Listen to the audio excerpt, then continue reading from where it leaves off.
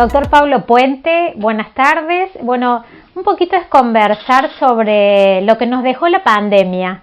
¿Cuáles fueron cómo se vivió en principio y cuáles fueron las consecuencias que están observando o cuáles son las consecuencias y secuelas que están observando, teniendo en cuenta de que en tu caso has atendido en la primera línea y los primeros casos de COVID, inclusive aquí en Las Varillas, algunos muy complicados? Sí, ¿qué tal? Bueno, primero que nada, sí, nos puso en una situación en donde, número uno, creo que ninguno de los médicos que nos tocó tener que estar en esa primera línea, ninguno nos imaginábamos que nos iba a tocar en algún momento estar en una situación así, porque estas camadas nuestras no han vivido por ahí otras pandemias. Segundo, que nos tocaba un germen con un desconocimiento total, o sea, en todo el mundo no se lo conocía, entonces no se conocían terapéuticas, se iba conociendo a medida que iba pasando el tiempo y era un trabajo contrarreloj de leer, estudiar y ver artículos científicos porque tiempo eran vidas. Entonces nos puso en una situación muy compleja que no todos la pudimos llevar de la misma manera. Sí, bueno, hubo un trabajo muy grande de equipos. Yo insisto mucho en que los trabajos de equipo son generalmente los que mejores resultados tienen. Y esto me parece que fue la prueba, porque si acá no se hubiera trabajado en equipo, no hubiéramos tenido los resultados. A ver, no estoy diciendo que los resultados hayan sido los mejores. Quizás hubiéramos elegido muchos mejores números o pacientes que no hayan fallecido. Pero si no hubiéramos trabajado en equipo, esto hubiera sido una catástrofe. Peor de la que ha sido acá y en el resto del mundo. Entonces yo creo que fortaleció el trabajo en equipo, dejó también en evidencia cuál era el estado real de los sistemas de salud nuestros en Argentina y locales, en Córdoba y acá en Las Varillas, y bueno, obligó a que también la gente responsable de mantener ese equipamiento y esa infraestructura priorizara la salud que venía delegada bastante tiempo. ¿Cómo fue recibir el primer caso y qué hicieron en ese momento cuando no se conocía, no había vacuna, no se conocía de qué se trataba? Sí, nosotros el primer caso que nos enteramos, bueno, no estaba internado acá, pero obviamente sabíamos que iba a llegar, era inevitable. Las Varillas es una zona de tráfico de transportes, era inevitable que llegara, inevitable. Entonces sabíamos que iba a llegar. Quizás también descreíamos un poco en cuanto al tema de qué tal gravedad podría llegar a tener el germen, el virus. Pero si ustedes recuerdan, más que por el primer caso, el impacto principal fue por el tema geriátrico. Si ustedes recuerdan, era en esa época geriátrico que agarraba COVID, era geriátrico que fallecía arriba del 70% de los pacientes. Y literalmente, te hablo, literalmente, desde el gobierno nos dijeron que si nosotros teníamos eran 15 abuelos en ese momento, nos hablaban de que en 4 o 5 días a nosotros en el lugar iban a quedar 5 o 6 abuelos. Entonces era algo que te estaban hablando de, cuando hablan del tema de compararlo con una guerra y eso, pues imagínate, te están hablando que en 4 o 5 días de 15 abuelos te pueden quedar 5, o sea, es una guerra literal.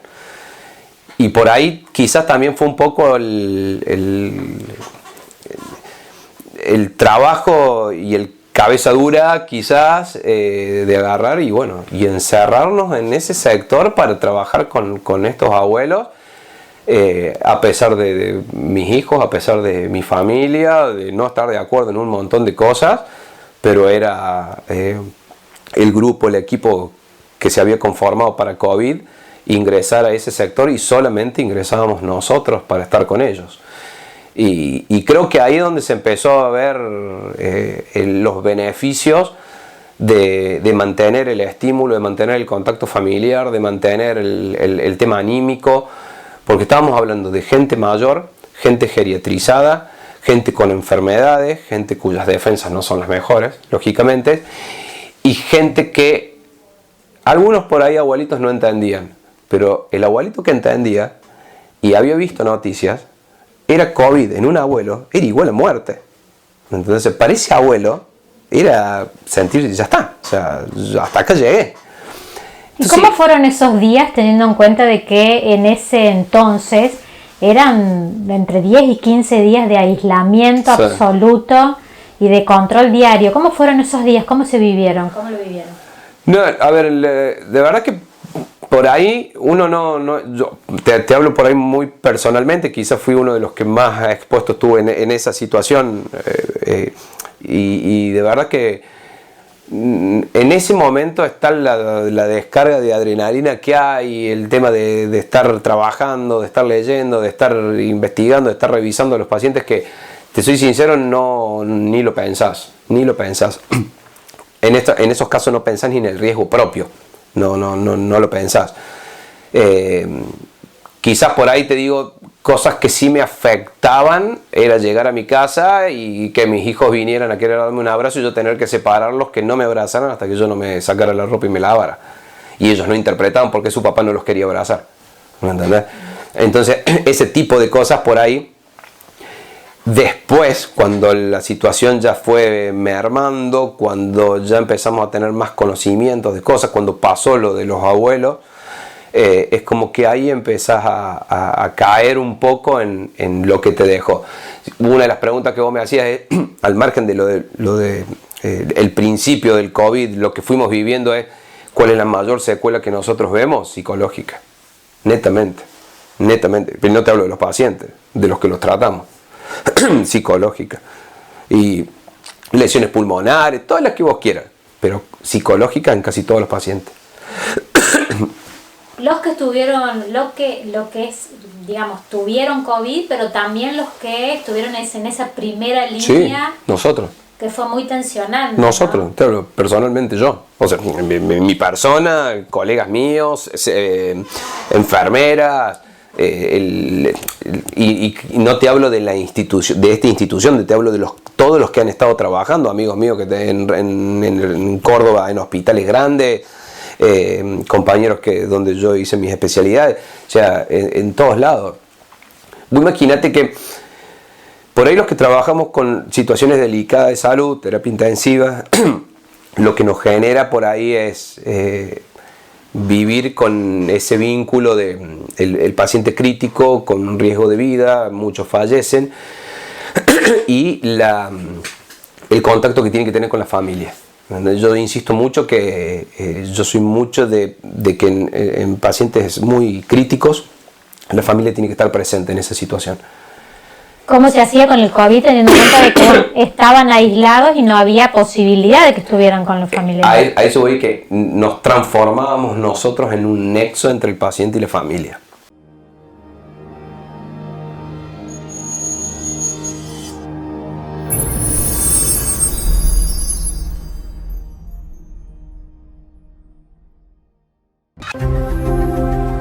El corazón de la salud que late en una región. Todo un camino al lado tuyo. Una especialidad para cada necesidad. El paciente sabe que no es un número. Nosotros lo conocemos al paciente. Vienen en búsqueda de ayuda y nosotros intentamos brindársela. Más de 45 profesionales reunidos bajo una misma misión.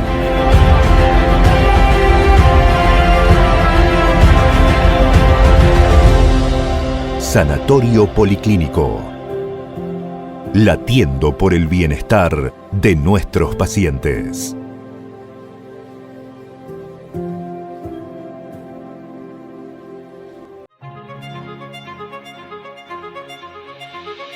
«30 años no son 360 meses, ni 10.950 días. Para nosotros, 30 años son más de 350 kilómetros conectados a través de 4 filiales, Son 4.580 socios y amigos. Son 87.300 anhelos concretados. 30 años es el kiosco de Dora y Rosy, el emprendimiento de David, los camiones de Adrián, el trabajo de este equipo. 30 años es el hogar de Jorge y su familia, y también son las ilusiones de todos ellos. 30 años no son días, ni meses. 30 años es la garantía de que podemos ayudarte a alcanzar tus sueños. Mutual Unión, con el compromiso de siempre.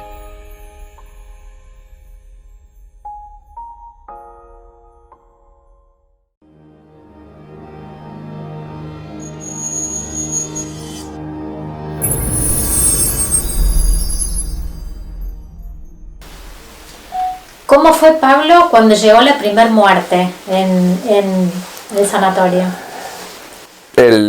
Bueno, también un shock emocional fuerte, porque el paciente COVID que fallecía tenía un protocolo muy especial y muy estricto para el tema de su traslado, cremación. La familia no lo podía ver. No se podía despedir, no podía tocarlo, inclusive no lo podía ver ni después en una ceremonia. Entonces era una situación de un protocolo muy, muy estricto y muy feo hasta para los personales de salud poder hacerlo, de preparar al paciente que había fallecido. De verdad que era muy traumático. Te puedo decir que no tengo recuerdo de un fallecido COVID en donde una enfermera no haya llorado al prepararlo. No tengo recuerdo. No tengo recuerdo. En todo paciente que ha fallecido, de los cuales yo he estado, he visto una enfermera llorar por tener que prepararlo, por no acompañar no poder dejar de entrar a la familia, a que se pueda despedir, y por saber que no podía verlo ni en una ceremonia. ¿Y cómo fue lo otro, ¿no? Lo lindo de dar de alta a un paciente COVID que había pasado por una situación crítica y que en ese tiempo los únicos que veía eran ustedes? Y bueno, se generaba un vínculo muy especial también. Se generaba vínculos muy especiales porque primero, acordate que el paciente que se internaba estaba varios días con nosotros, estaba solamente con nosotros, no estaba con ninguna otra persona que no fuera con nosotros. A nosotros nos obligaba también a generar cierta distracción con los pacientes por una cuestión de que, te repito, no es fácil estar solo. Y por más que uno esté en una habitación con un televisor y que se podía levantar a caminar o ir al baño, eran 7 días o 5, 7, 10 días estar solo. Entonces, de verdad que la cabeza trabaja mal con eso. Entonces, el hecho de tener que distraerlo, a mí me pasaba que cuando tocó lo del anexo, de momentos que estaba ahí, de jugar a las cartas con uno de los abuelos, que le gustaba jugar a las cartas, y jugaba a las cartas con uno de los abuelos y me mentía como ningún mentiroso con el truco, impresionante. Y era una forma de distraerlos a ellos también. Entonces, una de las primeras altas nuestras fueron los abuelos del anexo.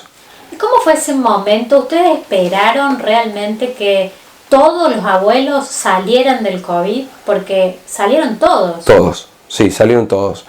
Está dentro de la incertidumbre que generaba el tema del COVID, más con el tema del geriátrico. Estaba el tema de lo que a nivel gobierno nos habían planteado, de que iban a fallecer la mayoría de los abuelos. Y me acuerdo que habían hecho una nota, que también estaban todos aquí, allá adelante, en donde me acuerdo que yo les decía que yo no tenía abuelos, pero a partir de ese momento yo tenía 15 abuelos, y de verdad que siempre tuve la expectativa y la fe de que iban a salir todos, pero todos. Obviamente, no dependía del trabajo del equipo, dependía de la resistencia de los abuelos, pero yo insistía mucho con que también dependía del contacto de la familia Y bueno, para los creyentes dependía de Dios, y para los creyentes en otra religión de otro Dios, y yo siempre les digo lo mismo, a mí el Dios que sea, no importa, mientras venga a ayudar, no hay ningún problema que venga. Pero de verdad que nunca pensé que iban a fallecer abuelos del anexo, que podría haber pasado tranquilamente. Pero de verdad que fueron abuelos que los vitales, o sea, los notabas peleándola, y la familia con un aporte que increíble. En el caso tuyo y también del equipo que atendía COVID, ¿tuvieron miedo en algún momento? Porque estaban totalmente expuestos antes de la vacuna, digamos, mucho más. Sí. Nosotros de por sí hemos tenido enfermeras que estaban en el área COVID, que han tenido que ser derivadas a San Francisco y estuvieron al borde del respirador. Enfermeras que estaban dentro del equipo COVID. Personales que trabajaban en el equipo COVID que le han pasado mal. Bueno, en mi caso yo agarré COVID, hice 2 neumonías, y que gracias a Dios anduve relativamente bien, no necesité estar internado, pero miedo sí, miedo tenés. La diferencia es que era ese miedo que no paralizaba, o sea, porque estabas obligado a hacerlo, alguien lo tenía que hacer, entonces por ahí yo te digo, yo insisto en esto de la comparación con la guerra, que no es muy linda la comparación, pero no hay nada tan cercano a eso. No tenías miedo por tu seguridad, sino vos tenías que ir, pues alguien lo tenía que hacer. Entonces, si a mí me iba mal, pero ayudando a 15 abuelos, bueno, era yo uno solo el que le iba mal, mientras los otros 15 salieran adelante. Entonces, no, como miedo en eso, después sí, una vez que empezó a tranquilizarse la situación, vos empezás a ver otro tipo de cosas. O cuando te toca un familiar, que me ha tocado con familiares, pero de haber fallecido un amigo, sí, ahí te pega de otra forma, obviamente.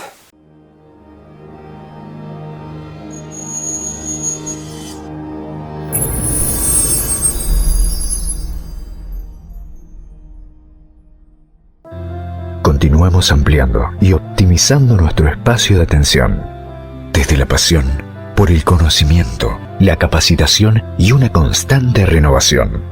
Estamos más cerca, te cuidamos, te contenemos, te acompañamos. Sanatorio Garcés, Roque Sáenz Peña 475, Las Varillas, Córdoba. Teléfono 03533 420 885. Sanatorio Garcés. Crecimos y crecemos con vos.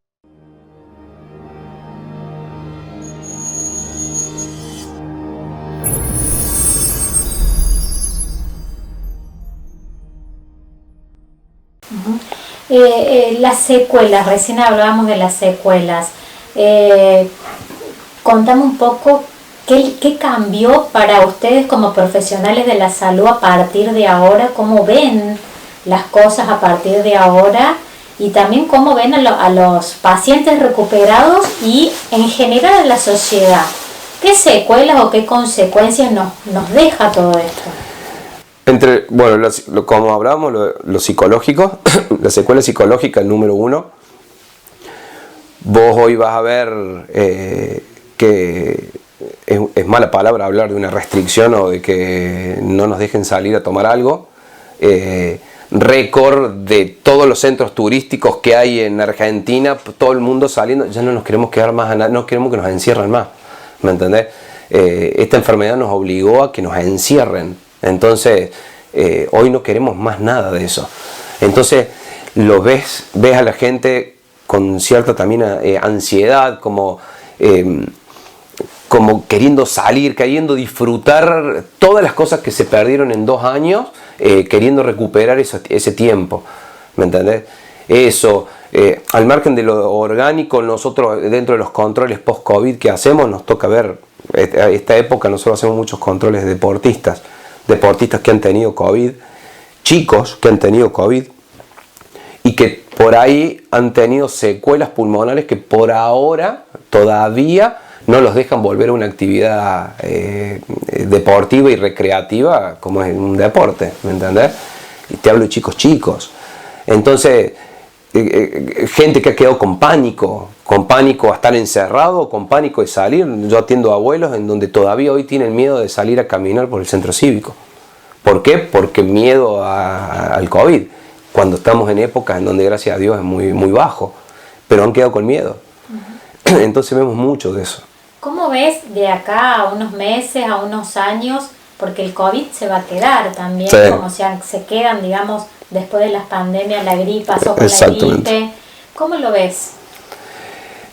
A ver, creo que en un momento lo vamos a naturalizar, como fue como es con el virus de la gripe. Yo creo que, espero que no nos olvidemos. Yo creo que por un mecanismo de defensa vamos a intentar olvidarlo, como un mecanismo de defensa. Pero creo que como toda pandemia tiene su inicio, tiene su pico, tiene su meseta y después tiene su descenso y final. Creo que por lo que se está viendo en todo el mundo, estamos en esa parte de descenso y final. Pero es muy grande los miedos que nos ha dejado, los costos, la gente que no ha podido trabajar por el tema de las restricciones, la gente que ha perdido familiares, trabajo, lo económico. Entonces, creo que en cuanto al tema de salud estamos viendo la parte final de esto y que las restricciones se van a ir liberando también más hasta volver a una vida lo más habitual posible. ¿Cuánto tiempo nos va a tardar eso? No te lo puedo decir. Pregunta número 1, el barbijo. ¿Cuánto tiempo vamos a tardar en que poder sacarnos el barbijo? Y todavía nadie en el mundo, nadie se anima a decir, sáquense el barbijo. Hay lugares en donde ya no es obligatorio, pero no dicen ya no es necesario. ¿Qué rol juega la vacunación en todo esto? ¿Cómo fue recibida en aquel momento cuando se conoció, ¿no?, sí, la vacuna? Sí. ¿Y qué rol empieza a jugar ahora a futuro también, ¿no? En ese momento, si te acordás, un caos entre los dos bandos, el que se alegraba por haber salido y el que pensaba que somos todos obviamente conejitos de India, y que sí, tal cual fue así, pero que hasta no estar probado no se lo colocaban a las vacunas. Nosotros en esta última etapa de pico COVID vimos una gran diferencia entre vacunados y no vacunados, enorme diferencia en esta última etapa, por más que era la etapa de la variante Omicron, de la variante más leve, todavía veíamos comportamiento de las variantes anteriores, inclusive fallecidos. En la zona hubo fallecidos COVID en esta última etapa. Y la vacunación notamos muchísima diferencia. Más adelante, como todo producto farmacológico, médico o vacuna, se van a ir perfeccionando y bueno, si Dios quiere, esperemos que ya sea dentro del calendario de vacunación que tengamos esta también, como para que disminuyamos todos los riesgos. Muchísimas gracias.